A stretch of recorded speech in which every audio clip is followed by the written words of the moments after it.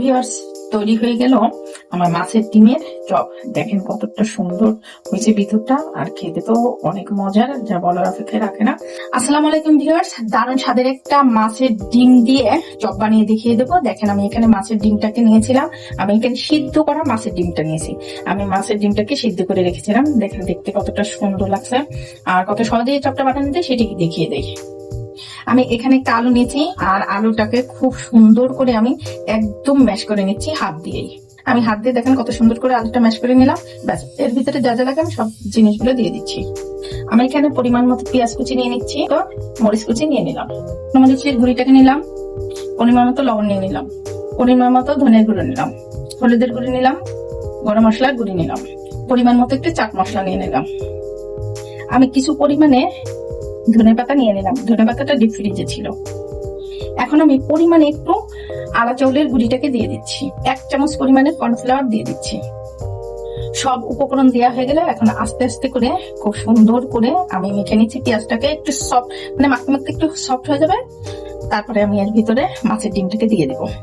দেখেন মাখতে মাখতে সফট হয়ে গিয়েছে। আপনাদের যদি মনে হয় যে একটু রুক্ষ রুক্ষ, তাহলে হালকা একটু পানি দিতে পারেন, তাতে সমস্যা নেই। আমি হালকা পরিমাণে একটু পানি অ্যাড করে দিচ্ছি এর ভিতরে। এখন আমি মাছের ডিমগুলোকে দিয়ে দিচ্ছি। মাছের ডিমগুলো দিয়ে এভাবে এভাবে করলেই অটোমেটিকই কিন্তু মাছের ডিমগুলো একদম এড়ে যাচ্ছে, দেখেন ঝুরঝুর হয়ে যাচ্ছে। দেখেন মাখতে মাখতে কিন্তু খুব সুন্দর একটা সফট সফট ভাব হয়ে গেছে ডিম দিয়ে। এইভাবে আমি খুব সুন্দর করে আরো বেশ খানিক সময় ধরে এই ডিমটাকে মেখে নিব। তো ভিউয়ার্স দেখেন মাখতে মাখতে কতটা সুন্দর স্মুথ হয়ে গিয়েছে। এখন আমি খুব সুন্দর করে একে একটা চপের শেপ দিয়ে আমি ডিপ ফ্রিজে প্রায় 20 থেকে 30 মিনিট রেখে দেবো। 20-30 মিনিট পরে আমি এই চপটাকে ভেজে দেখিয়ে দিচ্ছি, আর শেপটা কত সুন্দর করে করা যায় সেটাও আমি দেখিয়ে দিচ্ছি। তো দেখেন আমার মাখানো হয়ে গেছে, কত সুন্দর একটু সফট সফট ভাব হয়ে গেছে। তো আমি এখন চপের আকৃতিটা করে দেখিয়ে দিই। তো আমি হাতটাকে ক্লিন করে হাতে একটু তেল মেখে নিলাম। এখন আমি সুন্দর করে নিয়ে এইভাবে করে অনেক সুন্দর একটা চপের শেপ দিয়ে দেখিয়ে দিচ্ছি।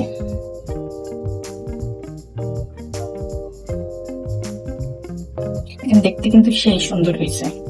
ভিউয়ার্স দেখেন একে একে সবগুলো চপ আমি বানিয়ে নিয়েছি। আমি এখন চপগুলোকে ডিপ ফ্রিজে রেখে দিচ্ছি আধা ঘন্টার মতো। ডিপ ফ্রিজ থেকে বের করে আমি ভেজে দেখিয়ে দিব।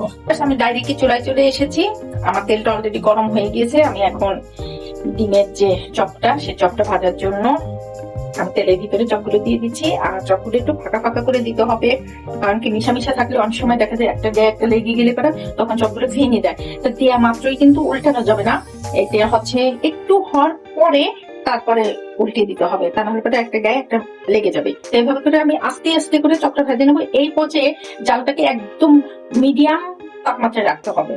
ভিউয়ার্স আমি এখন উল্টিয়ে দিচ্ছি, দেখেন এই পাশটা কতটা সুন্দর হয়ে গিয়েছে। এইভাবে করেই কিন্তু আমি মূলত চপগুলোকে ভেজে নেব। আর চপ হোক আর যে কোনো জিনিস হোক, মানে আস্তে আস্তে করে কাজ করলে কিন্তু সেই জিনিসটা আসলে দেখতেও ভালো লাগে, খেতেও ভালো লাগে। তো এরপর যে জালটাকে আরেকটু বাড়িয়ে দিলাম। তো ভিউয়ার্স আমার ডিমের চপগুলো দেখেন কত সুন্দর ভাজা হয়ে গেছে। এখন আমি এগুলোকে উঠিয়ে বাকিগুলো ভেজে নিচ্ছি। বাকিগুলো আমি আস্তে আস্তে করে ভেজে নিচ্ছি। তো ভিউয়ার্স বাকি মাছের চপগুলো আমি ভেজে নিলাম। দেখেন এখন আমি সুন্দর করে পরিবেশন করে দেখিয়ে দিচ্ছি। তো ভিউয়ার্স তৈরি হয়ে গেল আমার মাছের ডিমের চপ। দেখেন কতটা সুন্দর হয়েছে ভিতরটা, আর খেতে তো অনেক মজার, যা বলার অপেক্ষা রাখে না। তো বাসায় এভাবে একবার, যেহেতু আমরা অনেক সময় বড় বড় মাছ কিনি, সেক্ষেত্রে মাছে কিন্তু অনেক ডিম থাকে, আমরা কিন্তু এইভাবে কিন্তু ডিম দিয়ে বড়াটা তৈরি করে নিতে পারি। তো আপনাদের যদি আমার চ্যানেল নতুন হয়ে থাকেন, প্লিজ আমাকে লাইক কমেন্ট শেয়ার করবেন, কমেন্টস করে জানিয়ে দেবেন আমার রেসিপিগুলো আপনাদের কাছে কেমন লাগে। ইউটিউব থেকে দেখে থাকলে অবশ্যই একটা সাবস্ক্রাইব করবেন, ফেসবুক থেকে দেখে থাকলে একটা ফলো দিয়ে রাখবেন। তো এ পর্যন্ত সবাই ভালো থাকবেন, সুস্থ থাকবেন, নতুন নতুন রেসিপি নিয়ে আবার সামনে হাজির হবো। আল্লাহ হাফেজ।